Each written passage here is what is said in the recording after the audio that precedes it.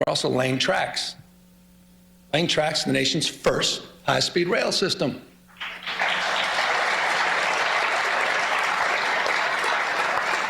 You want to do well in the future, you got to invest in the future.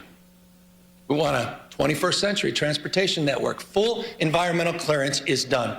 We built over 50 major structures. More than 60 miles of guideway have been completed, ready for immediate track lane in the Central Valley. 2,270 parcels and right-of-way have been procured. Full electrification.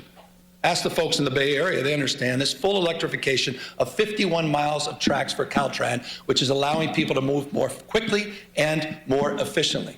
We're connecting some of the fastest growing places in our state, and I'm proud of this. I'm proud of Fresno. I'm proud of Madera. I'm proud of Bakersfield.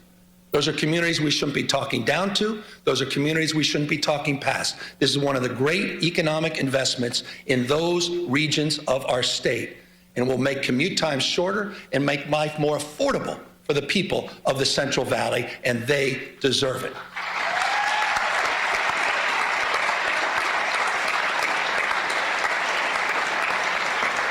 By the way, affordability, it's not a word we just discovered.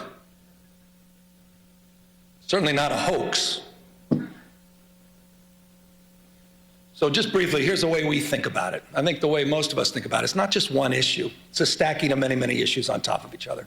But the one issue that impacts more things in more ways on more days, pretty self-evident, cost of housing. It's really California's original sin. For decades, it's true. For decades and decades, the California housing reforms have been sort of notable for delay, often even denial. That said, a few years back, we got to work. In 2019, we passed the strongest statewide renter protections in the United States of America. We did that together. In the past few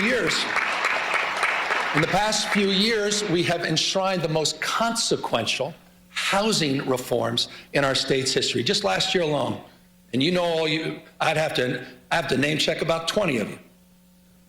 Scott Buffy among many, but I'd probably lead with those two.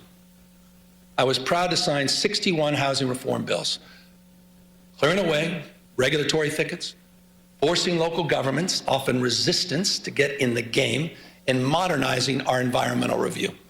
But we obviously have more work to do, and this year, I hope we can work together, legislature, to focus on the cost of construction, focusing on utilizing new building methods and new technology that are worker-centered reforms that must bring our brothers and sisters in labor along with us.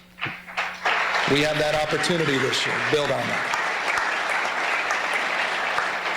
There's another area that also requires our, I think, urgent attention, and that's the institutional investors that are snatching up homes by the hundreds and thousands at a time.